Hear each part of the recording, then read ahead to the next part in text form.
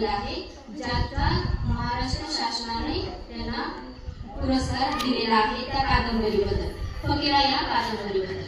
तर या फकीरा कादंबरीमध्ये आहे काय, कशामुळे त्याला पुरस्कार मिळाला, तर त्यात एक मी छोटंसं उदाहरण सांगणार आहे. की पुस्तक तर खूप मोठं आहे, परंतु तेवढं सगळं सांगणं आता एवढं थोड्या वेळा शक्य आहे का नाही, म्हणून थोडंसं तुम्हाला उदाहरण देते. फकीरा कोण होता आणि काय होतं त्या कादंबरीमध्ये.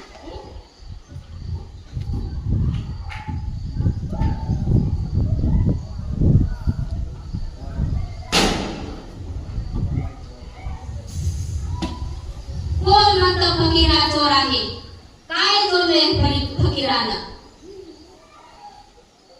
अहो ह्या दुष्काळाच्या आगीमध्ये अख्खं गाव भर पडून निघाले.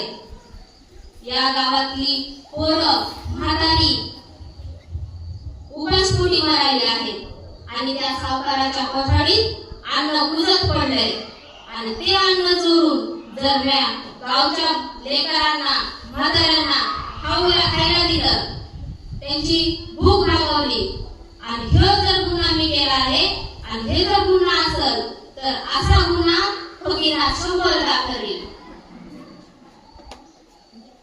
इंग्रज सरकार म्हणतं फकीराने कायदा हातात घेतला. कोणता कायदा? की गरीब उपाशी मारायला लागलेत आणि त्या सावकाराची कोठाला भरायला लागलीत, हे कायदा. अरे गावाच्या मातीशी एकनिष्ठ राहायला शिकवलंय आम्हाला. अन्यायाच्या विरुद्ध लढण्यासाठी जन्म झालाय आम्हाला, कोणाचे कळले जाण्यासाठी नाही. आणि इंग्रज सरकार असो की गावचा पाटील, तो फकीरा कुणाच्या बापाला भेट नाही.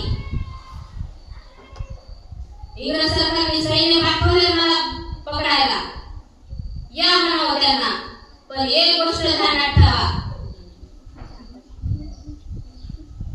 तो फकीरा जवळ जिवंत आहे तेव्हा कुणाच्या बी हाती लागणार नाही आणि जेव्हा जाईल तेव्हा ह्या भारत भूमीवरचा प्रत्येक तरुण फकीरा म्हणून जन्माला येईल. या मातीच्या माणसासाठी, या मातीशी मी शेवटपर्यंत लढणार आणि लढणारच. जय क्रांती. अशा प्रकारचं त्या फकीरा या कादंबरीमध्ये अनेक त्यामुळं त्यावेळेच्या शासनाने अण्णाभाऊ साठेच्या या फकीरा या कादंबरीला महाराष्ट्र शासनाचा पुरस्कार दिलेला होता. एवढं बोलून माझे 2 शब्द संबोधन.